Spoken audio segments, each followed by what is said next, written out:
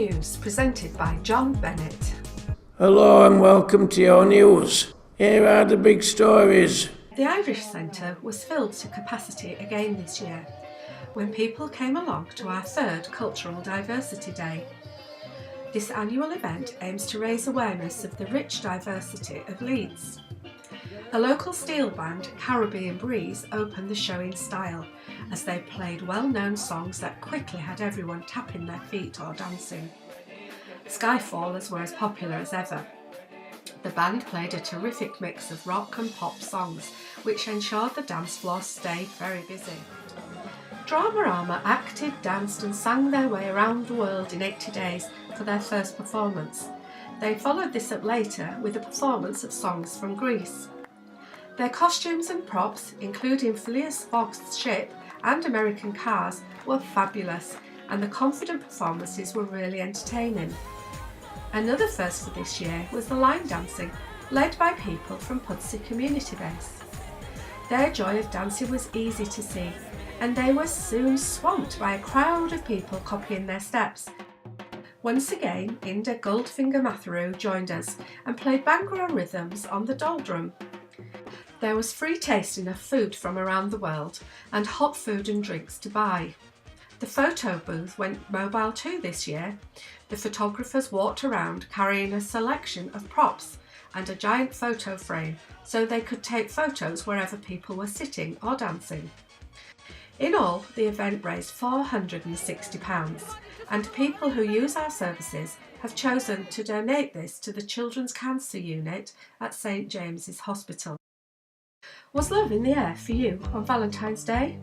It certainly was at Bramley Day Service, where they held a coffee morning. There was a warm welcome for visitors who, surrounded by love hearts, had the hard task of deciding which delicious cake to eat. People from other services came along too and took the opportunity to meet up with friends. And staff from the Hillside Community Base supported customers to go along to the annual Valentine's Fair held at Elland Road. Sudden cardiac arrest happens in the United Kingdom about 140,000 times each year. When this happens, getting help quickly is really important. That's why we decided to buy 5 defib machines. We're really grateful to the GMB trade union, who have generously donated £900 to pay for one of the defib machines. The total refurbishment of the Potter Newton Day Service building has finished. Stepping inside, it's hard to believe this is the same place. There's a lovely new reception area, additional toilets and extra activity rooms with sinks, worktops and cupboards. Some new floor coverings, windows and a fresh new colour-coded paint scheme have made the rooms bright and welcoming. Last month, staff supported everyone who had been based at Ramshead Wood to move into Potter Newton. This went really well and people have already begun to settle in. Of course, there are some teething problems to iron out, but these will be sorted soon. The old building at Ramshead Wood has now closed and it's been handed back to Leeds City Council. The supported living office for Ramshead Approach has moved to a new location too, at Mooresdale Lane. This move brings the day service modernisation project to an end. Since 2009, we have transformed the way we deliver our day service. At the outset, we had just 8 large and outdated buildings.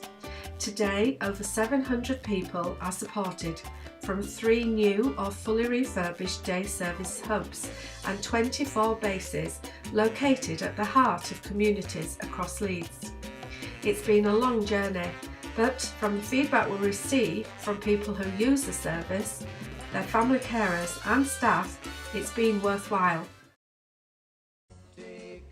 Due to demand, we held a second information session for family carers in partnership with Carers Leeds.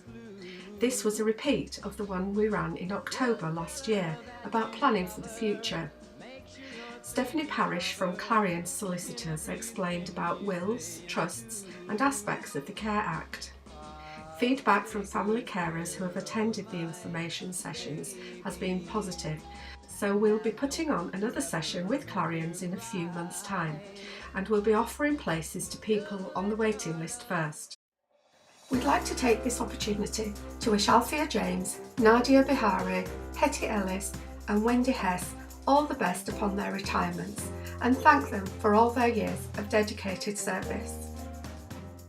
Like so many people, Kath Connolly, a support leader in our respite service, has been personally affected by cancer, as have some of her friends and family.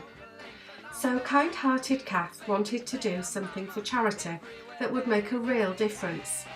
That's why she hatched a plan to have a sponsored head shave.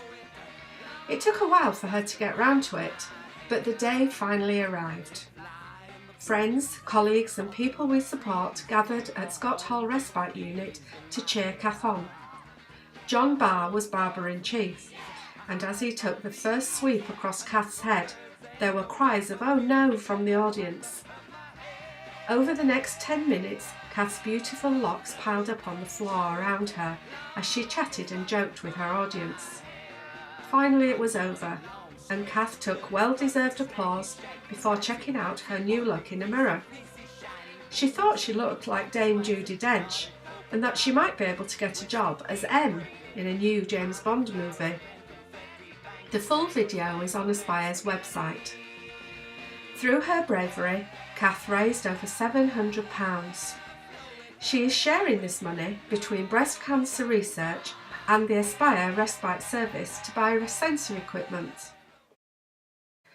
We're sad to report the deaths of Stephen Eleanor, Harry Wilkinson, Debbie Helmsley and Eric Harrison, all much loved people who we have supported over the years.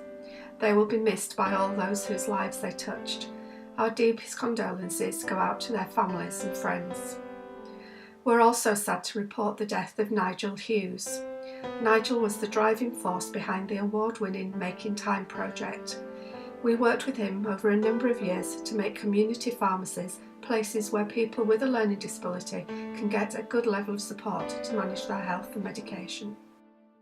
There was a great deal of excitement at the Strawberry Lane, Kirkstall Leisure Centre and Headingley Heart community bases when a group of people who use the services and staff set off for a tour of Emmerdale. First stop was the Yorkshire TV studios.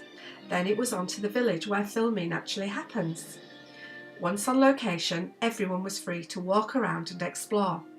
They saw the church, village hall, veterinary practice and the wool pack. Afterwards, everyone went back to the TV studios for a packed lunch.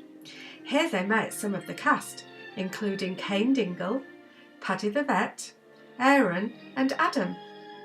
The lucky star spotters said they had a fantastic day and that they had been made really welcome by the cast and crew at the Yorkshire TV studios. Leeds Bradford International Airport is working hard to become more accessible. Over the last few years, there has been a lot of work done to the airport, including installing a changing place. And in the past few months, lots of people from Aspire have been invited to visit the airport for a tour of the facilities. They have then given feedback to help the airport and staff to become more autism and learning disability aware.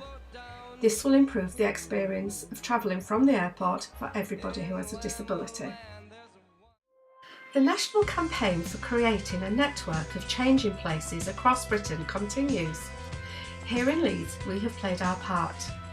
In just 7 years, we have gone from having only one changing place to having 26 facilities now, and more are in the pipeline.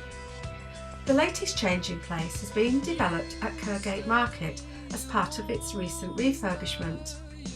In celebration of this success, we are updating the Changing Places booklet and will let you know when it's available soon. Well done to everyone who celebrated Red Nose Day. It certainly looks like people at Pudsey Leisure Centre Community Base had a great time. Congratulations to Sarah from Delft Supported Living Service, who celebrated her 40th birthday with a Disney-themed party, and to the people on permitted earnings who work in some of our cafes and who have recently completed health and hygiene training. Well done also to the Safe Places trainers who have been delivering more training to HSBC bank staff and to the West Yorkshire Fire Service. It's time again for the annual Carers Satisfaction Survey.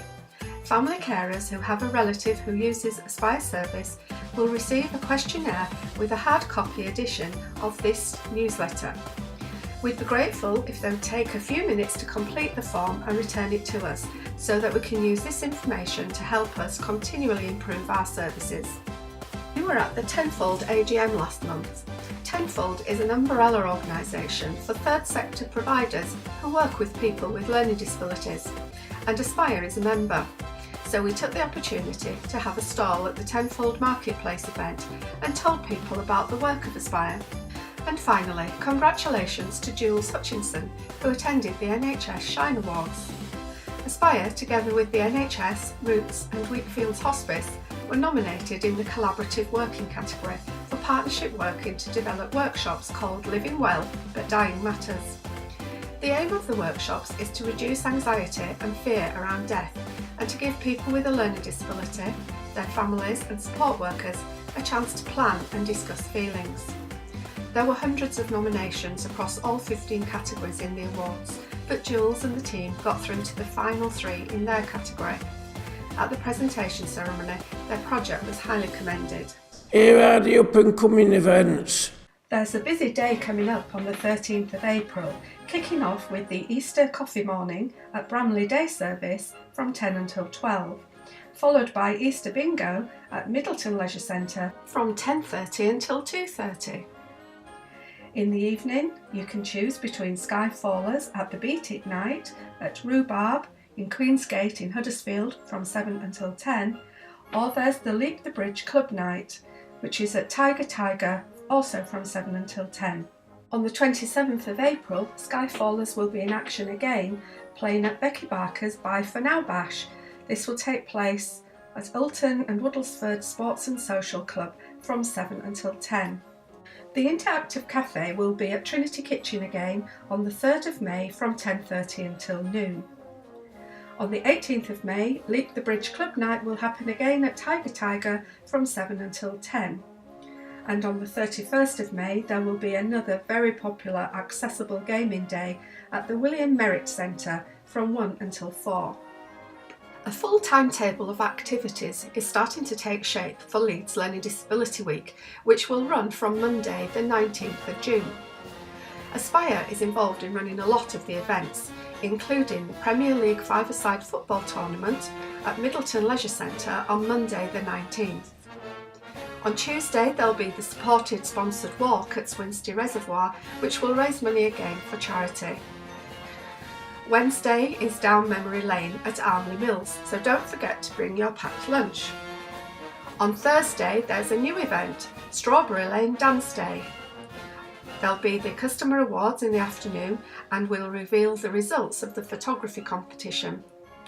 Nomination packs for the customer awards are out now, and the closing date for getting these back to us is the 28th of April. The photography competition is also running now, and you'll need to get your entries in for the 1st of June. Friday the 23rd of June is Picnic in the Park, weather permitting, so remember to bring along your chairs and your packed lunches. This year, in addition to the usual stalls and activities, we'll be hosting the final of the X Factor competition. The closing date for applying to take part in the competition is the 21st of April, and auditions will start on the 8th of May and run right through to Learning Disability Week. The end of Learning Disability Week will be marked by Weatherby's Fun Day.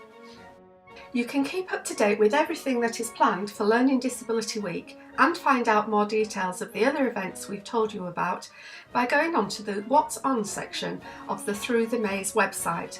Don't forget to tell us your good news stories so we can let everyone know about them. Please send details and photos to carol.benson@aspirecbs.org.uk. The next edition of our newsletter will be out in July. Happy Easter, everybody! Thank you for watching your news.